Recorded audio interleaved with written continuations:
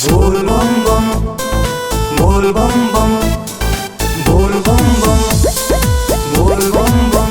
हम गायक ओम प्रकाश गुप्ता आप सभी भोजपुरी सुनैया लोग के हाथ जोड़ के प्रणाम करत बानी। आ देखी सावन के महीना आ गइल बा।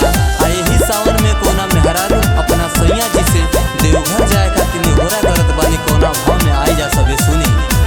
आइल बा सावन के पावन महीना, जाए के बायसो बाबा धाम हो, जाए के बायसो बाबा धाम हो। सुनो ये सैया गेरुआ सड़िया ले आता, मन में बसरे धाया पारे हो।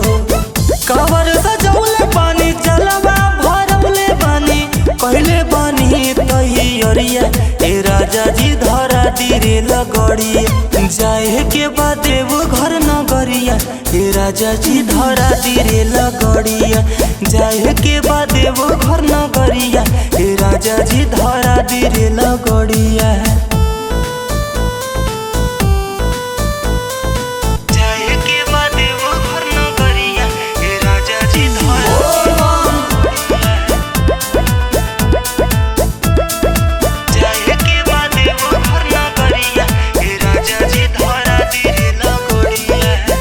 देखो सब केहू जाता, बोलबम सगरो बोलाता, भोले बाबा के नगरी सभी जलवा ढालता।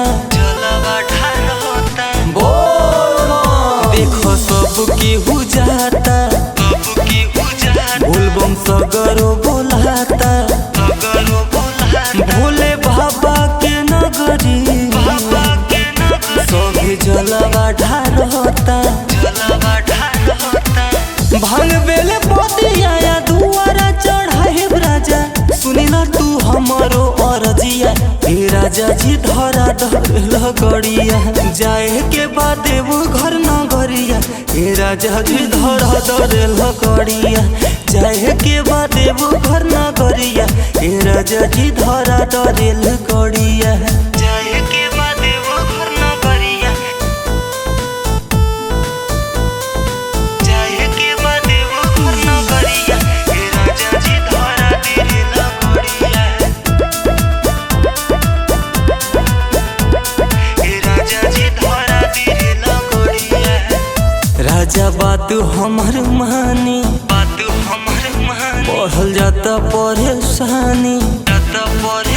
रउआ हर साल कही के हमके कबो न ले जानी। राजा बात हमर मानी, बढ़ल जाता परेशानी।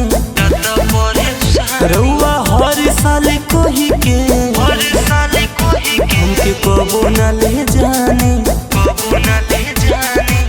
होई तैयारी अब कोली बाजार सब मानी जाई मोरे बतिया ए राजा जी धरा दिरे लगड़िया।